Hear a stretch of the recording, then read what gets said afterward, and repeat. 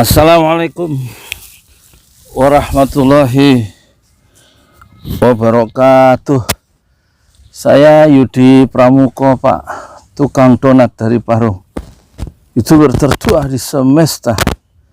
Saya mau bicara dengan Bapak Menteri Agama, Pak Jenderal Fakhrul Razi.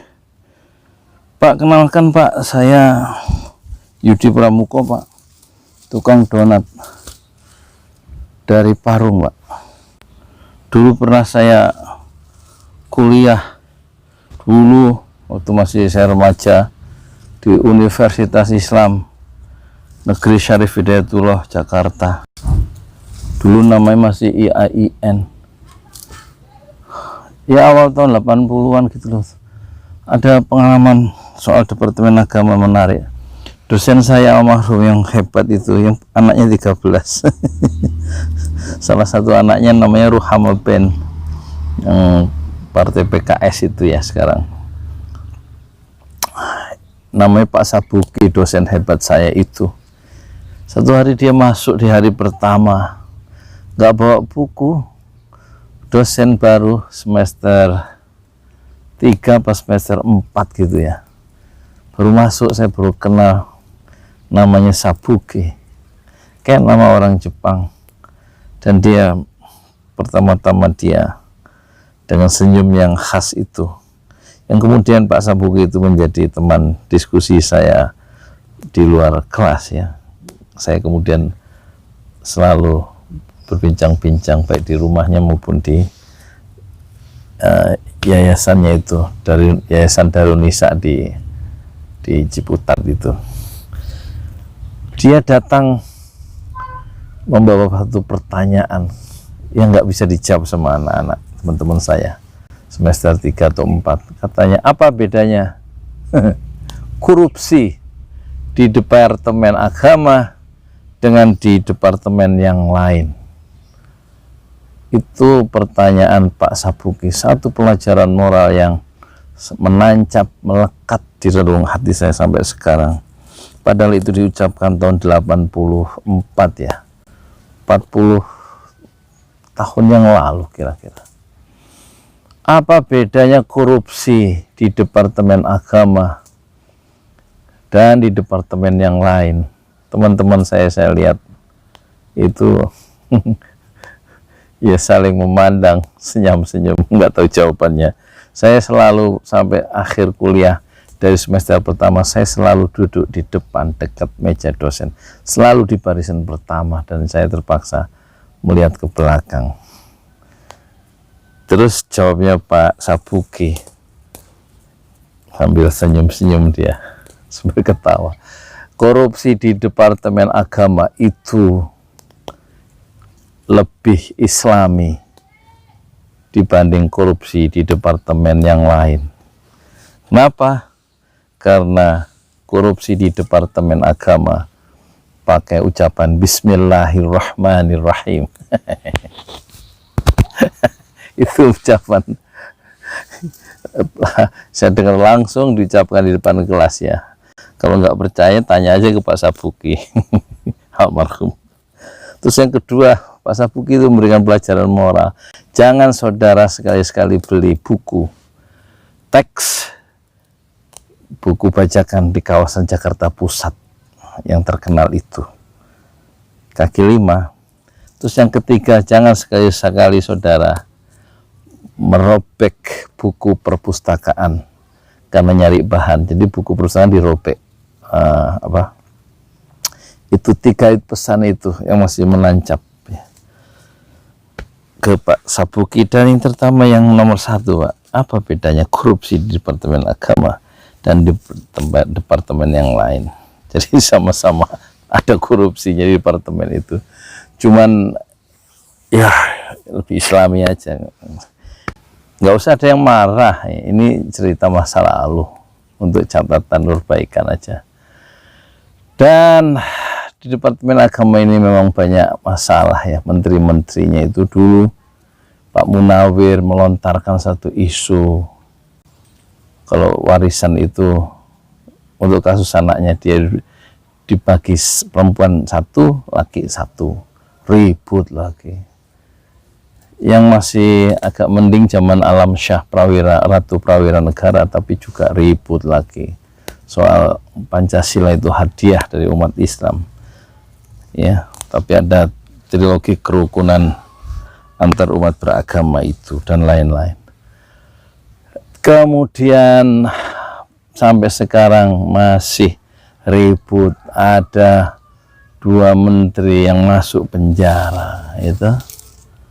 Departemen Agama itu, Masya Allah, yang relatif tenang itu kayaknya zaman Pak Tarmizi Tahir kalau nggak salah ya, dokter itu ya, dari Sekjen menjadi Menteri Agama kalau tidak salah ya.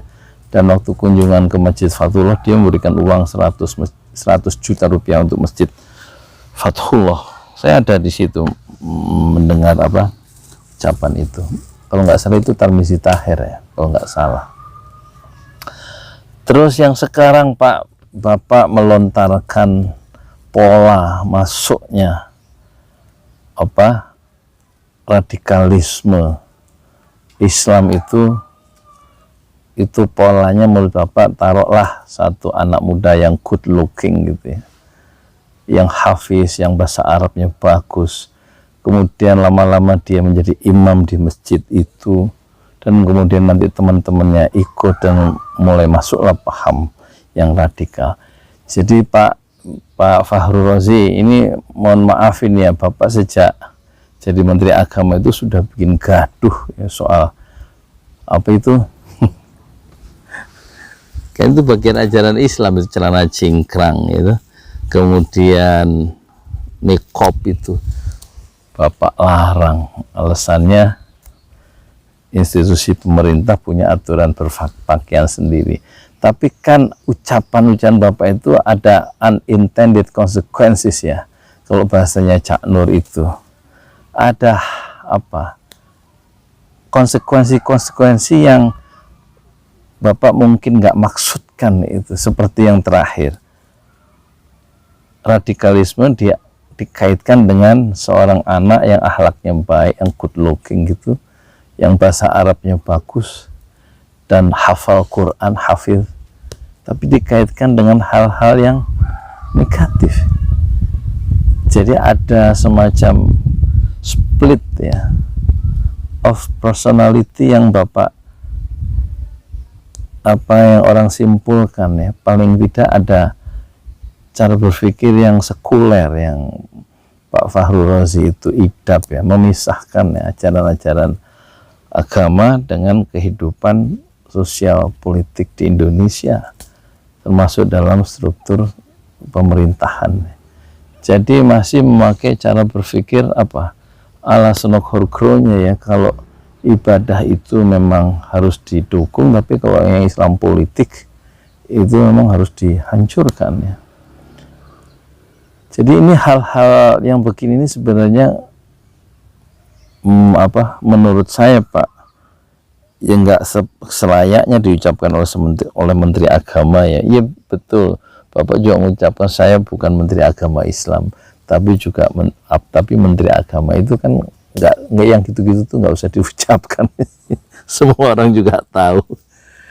Jadi nggak ada pekerjaan lain yang lebih substantif gitu Pak. Misalnya ya, banyak remaja di madrasah ibtidaiyah negeri dan madrasah sanawiyah misalnya, ini di sini di lingkungan Ciputat aja, di lingkungan Parung ini nggak bisa nulis bahasa Arab, nggak bisa baca Quran tuh sudah SMP, padahal sekolah di madrasah sanawiyah negeri sini.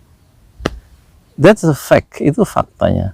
Gimana dibikin sistemnya gitu Pak, nggak usah ngurusin radikalisme, kelihatannya kok kayak bagian dari orang barat yang Islamofobianya itu begitu akut ya, begitu takut sama Islamnya ya, begitu takut sama Islam. Kenapa sih? Nggak ada kerjaan yang lain? Jadi kan akhirnya riwayat hidup Pak Fahru Razi sebagai Menteri Agama itu tercoreng ya oleh ucapan-ucapan yang tidak bersahabat terhadap Islam ya. Nggak ada keinginan untuk menatahkan riwayat hidup yang lebih positif ya di negeri sendiri, di kalangan umat Islam, kan mayoritas umat Islam. Kenapa sih kok harus kayak dimusuhi gitu umat Islam itu? Buku-buku di screening lagi untuk menghindarkan ajaran yang lebih moderat. Islam tuh ya Islam tuh nggak ada Islam radikal, Islam moderat. Itu pendekatannya ya mbok jangan terlalu politis gitu tuh loh Pak. Ya tapi nggak tahulah, memang orang punya pandangan berbeda ya. Posisi saya sebagai tukang donat Pak, sebagai orang kecil, Bapak posisinya sebagai menteri. Lain posisi memang lain artikulasi, tapi kan lihat di medsos ada reaksi kan yang nggak juga sepatutnya dengan ucapan-ucapan Bapak yang tidak bersahabat terhadap Islam itu. Radikal apa sih radikal? Bukannya penting radikal itu Pak, satu keteguhan sikap ya, di dalam menghadapi kemungkaran yang harus dihalau dari bumi ini. Menghadapi Cina misalnya yang merangsek, itu harus dihadapi dengan jihad ya, harus dihadapi dengan sikap yang radikal, mempertahankan kedaulatan NKRI 100%, sebagaimana Jenderal Sudirman berkata, saya lebih suka Indonesia dibom atom daripada kemerdekaannya kurang dari 100%. Ini kemerdekaan kita sekarang kurang dari 100%. Tiongkok, orang-orang Cina cari makan di mana-mana di Indonesia ya. Bapak diem aja sebagai Menteri Agama, kan harusnya punya posisi yang jelas bagaimana menghadapi itu, penetrasi Tiongkok itu dari sudut paradigma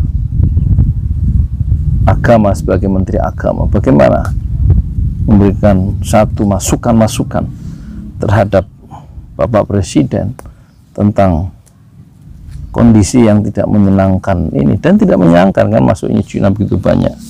Kata Haji Agus Salim 100 tahun yang lalu,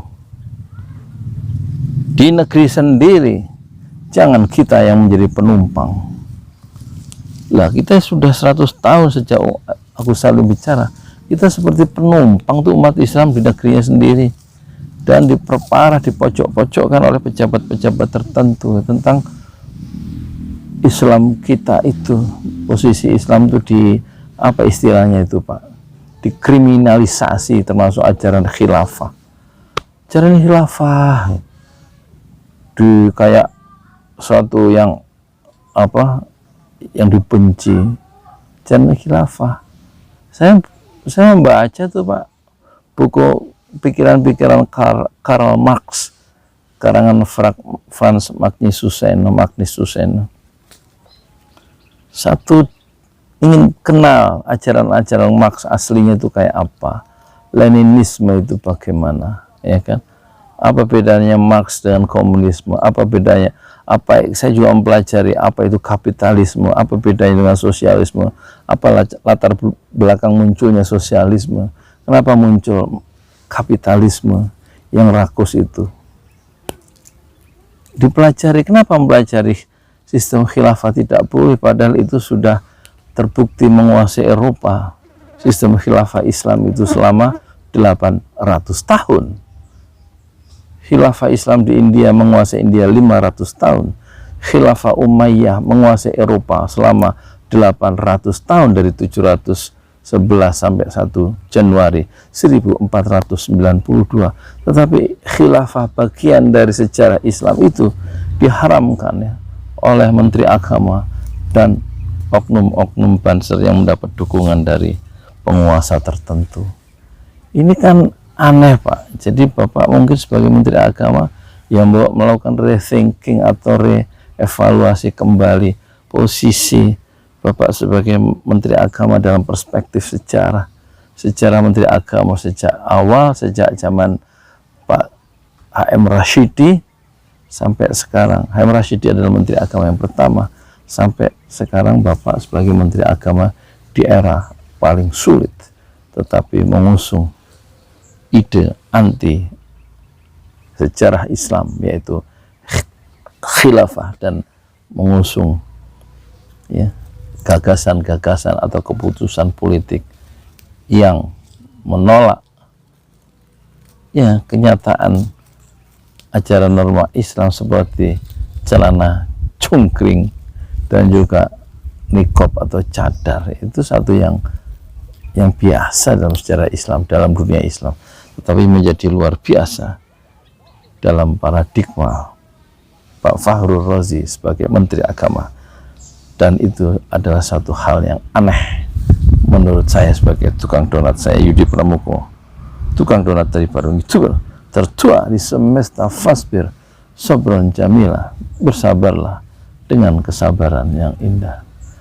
Dulu zaman Nabi dalam pertempuran Yamamah itu 70 orang sahabat Rasulullah yang hafal Quran itu syahid dalam pertempuran militer dalam perang Yamamah, sehingga muncullah gagasan Umar sebagai pimpinan negara Madinah untuk segera membukukan Al-Quran karena banyak hafiz Quran yang gugur dalam pertempuran di medan militer.